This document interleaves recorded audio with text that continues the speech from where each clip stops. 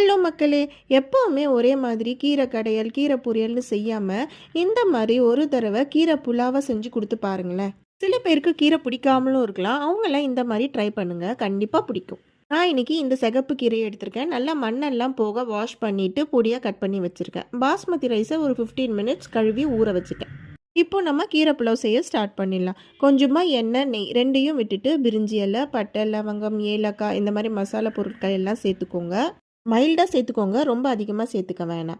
இப்போ இதெல்லாம் பொரிஞ்சதுமே வெங்காயம் சேர்த்துக்கலாம். வெங்காயம் ஒரு 2 பெரிய சைஸ் வெங்காயத்தை நல்லா ஸ்லைஸ் பண்ணி சேர்த்துருக்கேன். உங்கள் காரத்துக்கு ஏற்ற மாதிரி பச்சை மிளகாயும் ஸ்லிட் பண்ணி சேர்த்துக்கோங்க. இப்போ வெங்காயம் கோல்டன் ப்ரௌன் ஆனதுமே இஞ்சி பூண்டு பேஸ்ட்டு 2 ஸ்பூன் சேர்த்துக்கிறேன். இப்போ இதுவுமே பச்சை வாசனை போகிற வரைக்கும் நல்லா வதக்கிட்டு ஒரு பெரிய சைஸ் தக்காளியை சேர்த்துக்கலாம். தக்காளியை ரொம்ப வதங்க விட்டுறக்கூடாது. உடனேவே நம்ம தேங்காய் பால் சேர்த்துக்கலாம். 1 கப்பு பாஸ்மதி ரைஸ்க்கு 1.5 கப்பு தேங்காய் பால். இப்போ கூடவே நம்ம வாஷ் பண்ணி வச்சுருக்கிற கீரையை சேர்த்துட்டு கொதிக்கிற வரைக்கும் வெயிட் பண்ணணும். கொதித்த உடனே அரிசியை சேர்த்துக்கலாம். இப்போ தேவையான அளவு உப்பு சேர்த்துட்டு அரிசியை நல்லா மிக்ஸ் பண்ணி விடுங்க.